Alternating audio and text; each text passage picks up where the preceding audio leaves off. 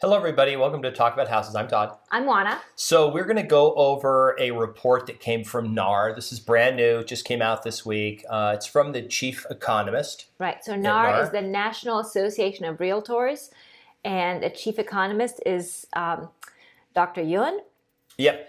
And so his job is to analyze macroeconomic factors and then make a determination as to what he sees in the cards, looking at everything going on in real estate, not just, mundane things or pipe things, right? And what he did was he came out with his chart that we're going to show you here in a little while of forecasted home prices for 2023 and 2024 in the real estate market. So remember, these are estimates. We've been through the Fannie Mae ones, the Freddie Mac ones. We've been through the Bank of America, Zillow, Redfin's done them over the year. Everybody's done them. This is the most current one. So this is the most, looking forward the most. Now, remember, he's looking at the entire U.S. real estate market, not a specific real estate market. So please keep that in mind as you're looking at these numbers. Right. So what we're going to do is we're going to go through some of the quotes. We've got a lot of really good charts in here, and this is the stuff he's looking at too that is interesting. So we'll start with the first quote. Okay, this is a quote from his post, his blog. He did a blog, and then I'll put a link to it so you can go read the blog if you want. Even as days on the market are lengthening, right? Because we saw days on the market are increasing. Overall housing inventory still remains near historic lows. New listings are actually lower compared to the same period a year ago. Mm-hmm. Fascinating. So we have less listings than we did a year ago. That means once the gate opens a bit for home buyers, we could face a housing shortage. Right. So the gate that he's talking about is interest rates. So we know that inventory levels are lower now than they were a year ago. And he's looking at what's going to happen to inventory once interest rates, either people get used to them at their current levels or they go down a little bit.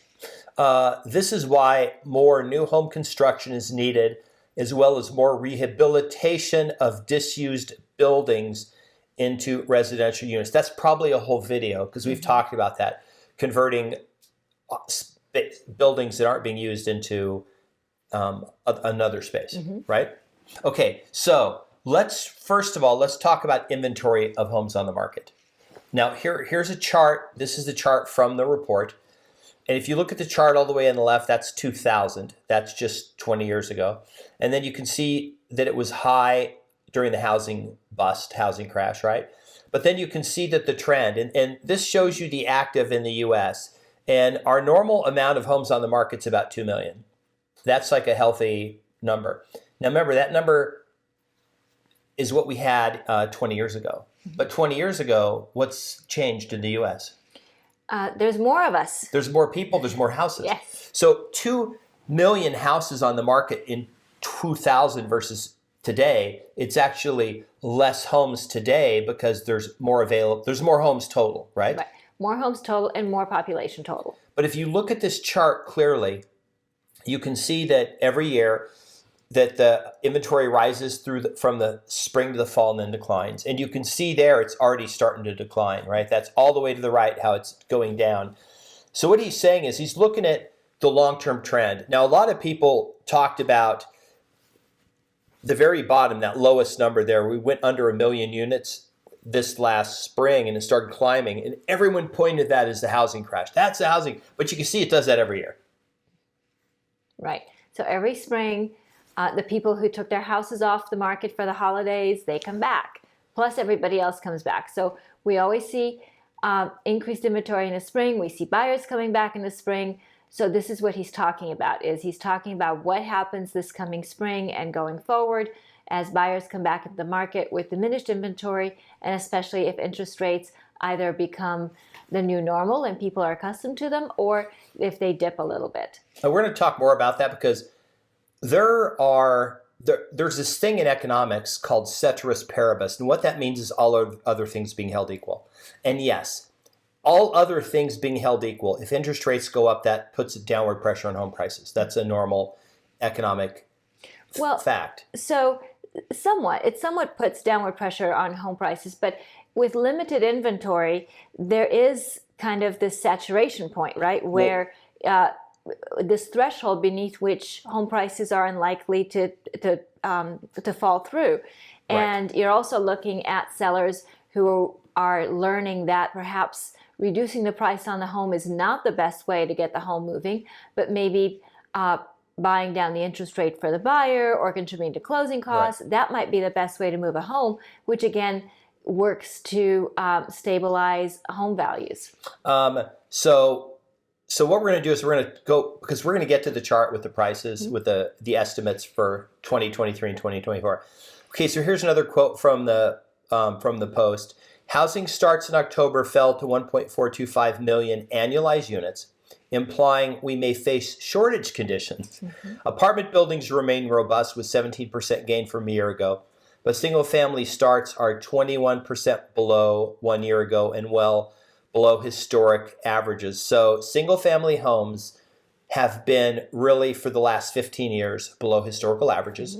That is the thing that and when we said interest rates being high, everyone's saying, if interest rates go up 50%, that means home prices have to go down 50%. And this is why they haven't gone down 50%. They haven't gone down, but because all other things are not equal. And one of the things that's not equal is you have this really super low actual number of homes on the market. So it's very competitive for home buyers. Home buyers, it's still a seller's market. It's a weak seller's market, but still a seller's market. Right, and some sellers markets, particularly in the Northeast, are actually quite healthy.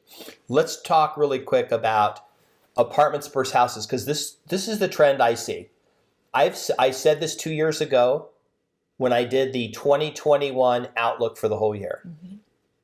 And I said it again at the beginning of this year. And we'll go back and make a video from what our prediction from 2 years ago to see if what we said came true.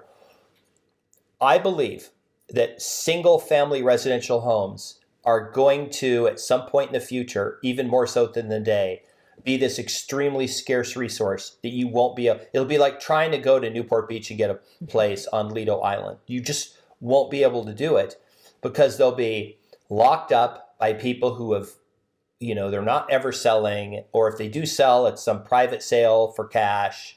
Those markets are going to be locked up. And with these numbers that single family starts 21% below a year ago, and what they're building more of is apartments. Doesn't this, to you, Oana, show a shift of people saying, hey, we can only build so many houses. We're going to let everyone fight it out for a house. Because a home is the panacea. It's the ultimate peak of where you want to be. You don't want to move into an apartment with your family. Right. So, yes, I think you're absolutely right. I think the other thing that's going on is builders are building fewer homes because of the uncertainty in the market and that sort of thing. But the homes that they are building larger homes. So that means that they're building more expensive homes. So I think you're going to see this crunch, particularly in the lower and middle sections of the housing market, where there are going to be fewer and fewer homes for buyers to choose from. And it's going to be much more difficult to get them. And because they become a scarce resource, they're going to be even less affordable. But builders are building the larger homes because the cost to build a larger home is actually rather negligible versus a smaller home, because a lot of the cost, of course, is in the labor, is in the land and materials, and it doesn't cost that much more to put on another 1,000 square feet, but you're going to get a lot more return for your investment for that extra 1,000 square feet that you're building. That is 100% true. That the builders, if you're waiting for, literally, starter homes are now considered low-income housing. You have to wait for the government, because the free market, it doesn't make sense for them to go build little small houses. So when you drive through older neighborhoods, like we have in Las Vegas, and when we say older neighborhood, let's say 60s and 70s.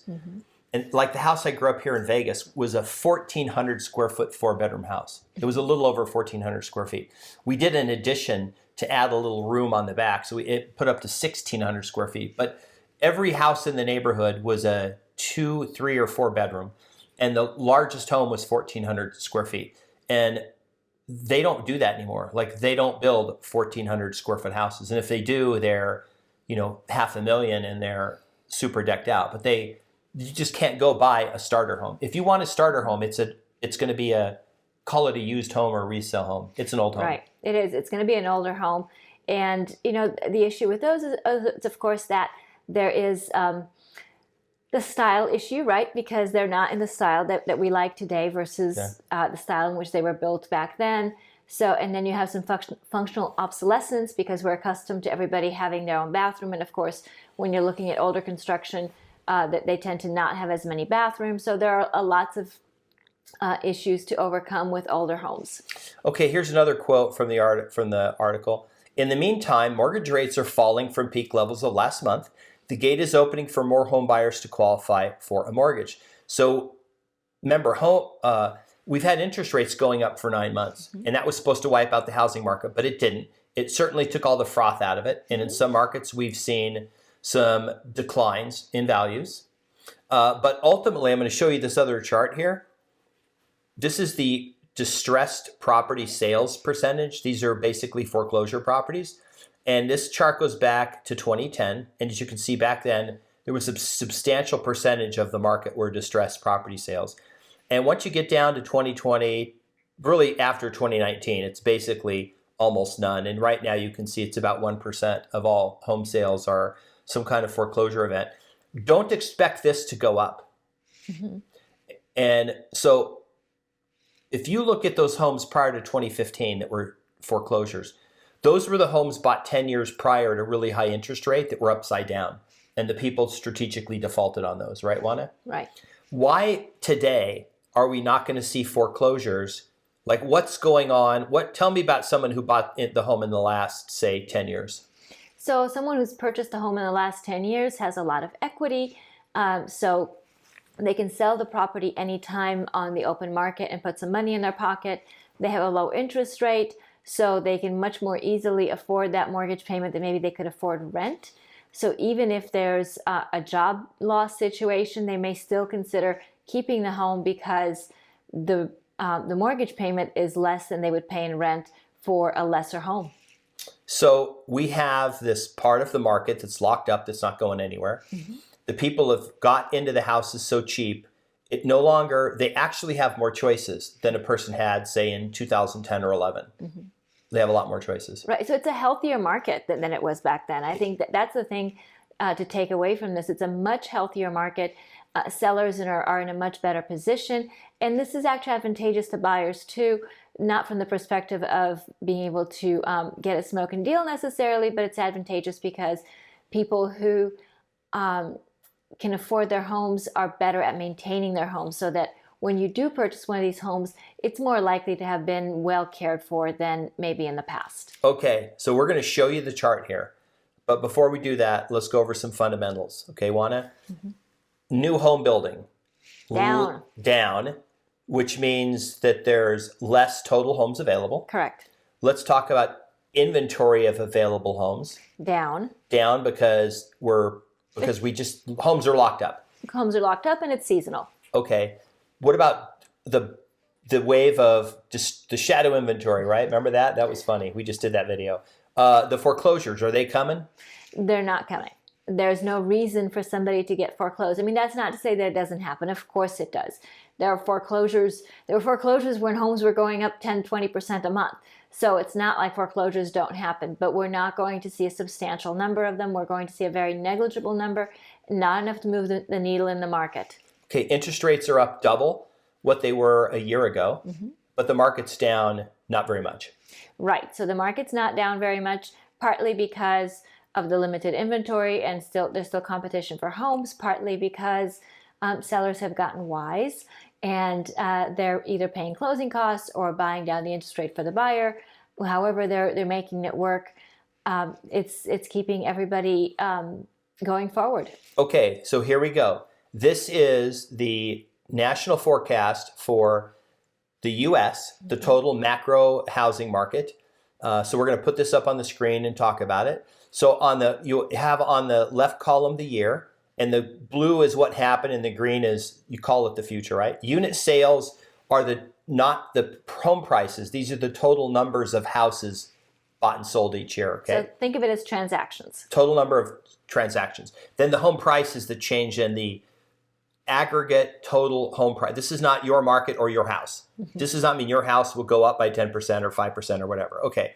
So year 2019, unit sales 0% because that's the baseline. Home prices went up 4.9%, which is kind of the long-term, I think we determined it was 4.8%. But the long-term price, homes go up 4.9%. 2020, sales went up 5.6%, and the home prices... This is the year over year. So from 2019 to 2020, year over year. Yeah, unit sales were up 5.6%, and home prices were up 9%. That was the COVID year. Okay, then 2021, that was crazy year number one. Okay, unit sales up 8.5%, home price up 16%. We did say, go back to our video, it's not sustainable. Where we didn't say they would keep going up 16% a year. Actually, I think our prediction at the beginning of 2020, we were between 17 and 20, or 16 and 20, I think, for our percentage. 2022 forecast, unit sales down 15%. Now we're most of the way through the year, so this is pretty accurate, right? Home price is still up 10% year over year. So that means the beginning of 2022 to the end of 22. Doesn't mean your market, doesn't mean your house. It just means up 10%. So if they've gone up 11.5%, that means that by the end of the year, they'll be down 1.5% or whatever, right? But they do tend to go down in the fall. 2023 forecast, unit sales will be down 7%. So that means less transactions, not not home values. But forecasting home prices up 1%, taking into account that likely what they're estimating, probably the interest rates will have declined. Or at from least current interest rates. Right, or at least leveled out and kind of maintained whatever level they're at. Okay. 2024 forecast, unit sales up 10%. That is huge. That's a huge number. And then, of course, with that's home prices up 5%. So basically what he's saying is that home prices, that the real estate market will rebound fully back to a normal market in 2024. Right. So if you look at these numbers, it's really interesting because if you take 2024 and 2023 and you mush them together, what do you get? About 5%, which is kind of what we've been saying for many, many years, that this is kind of what you can expect from real estate, somewhere between 4 and 6%, 4% on a bad year, 6% on a great year, but on average, somewhere right around 5. Right. No economist, when I say economist, we're talking National Association of Realtors, none of the banks, Bank of America, not Fannie, not Freddie. These are people that all they do are analyze markets. Right. None of them have said that real estate will crash. They have all said there will be certain markets that see 20% price declines possibly, overbought markets that were just not following normal supply and demand. It was just too many people moved in and it artificially pushed up prices.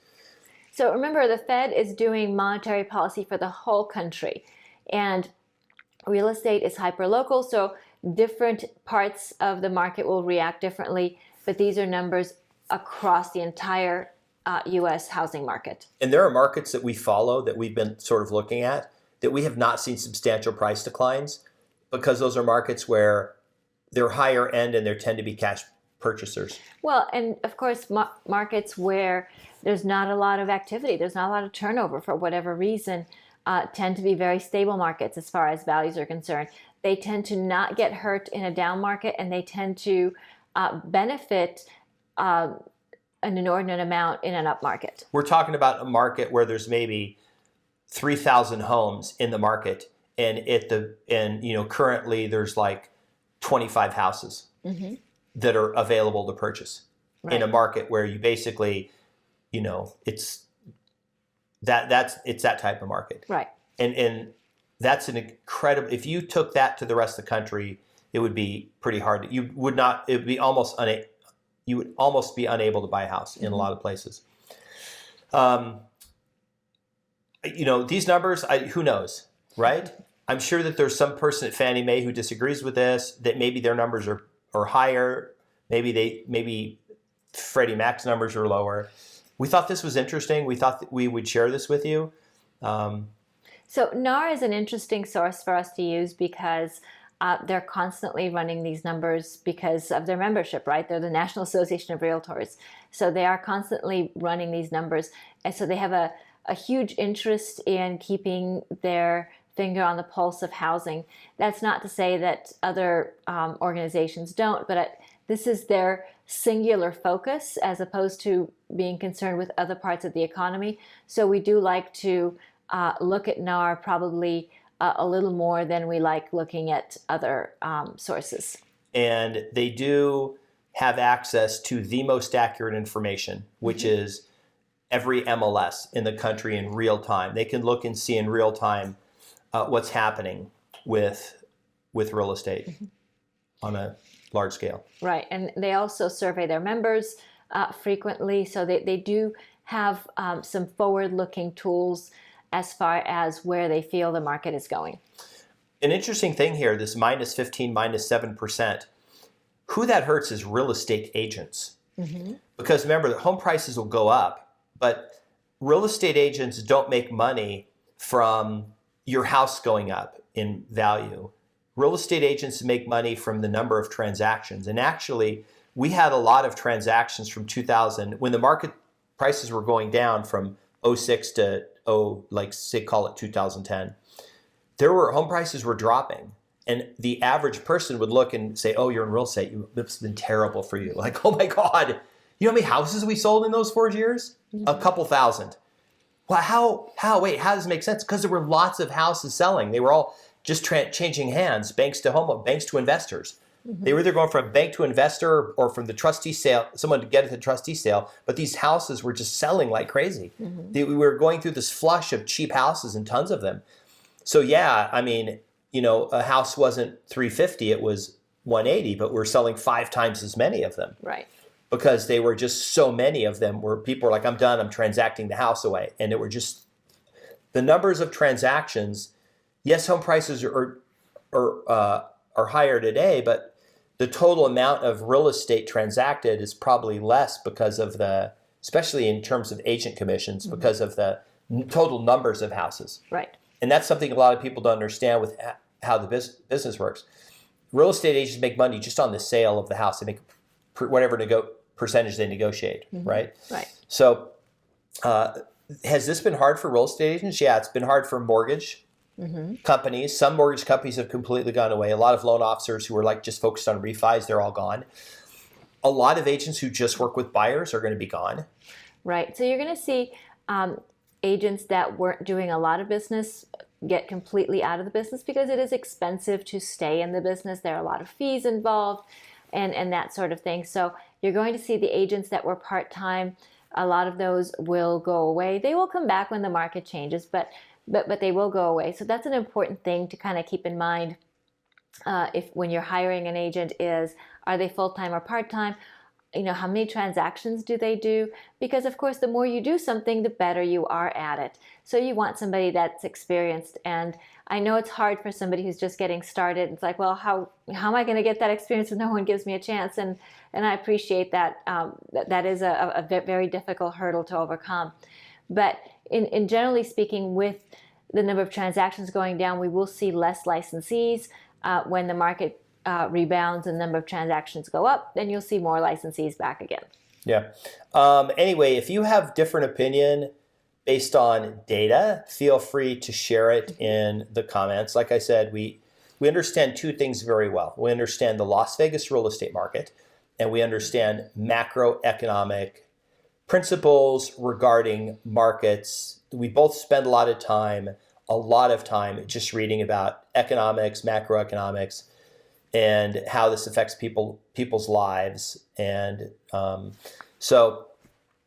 if you have difference of opinion or you think that this is maybe too robust of an estimate or not robust enough of an estimate, you're probably wondering why do people even care about this? And this is why. I know people for sure that sold their house in 2020 or 2021 because the market was going to crash. And their house is still worth way more than it was. Their payment on it was way less than what they're paying in rent.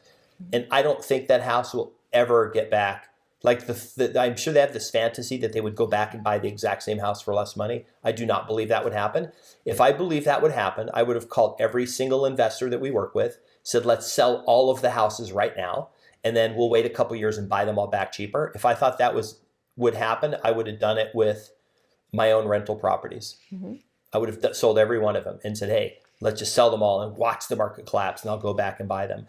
And then what are the downsides of doing that? You're having to pay capital gains tax because you can't do a 1031 exchange. You've just got to sell them and hold on to the cash.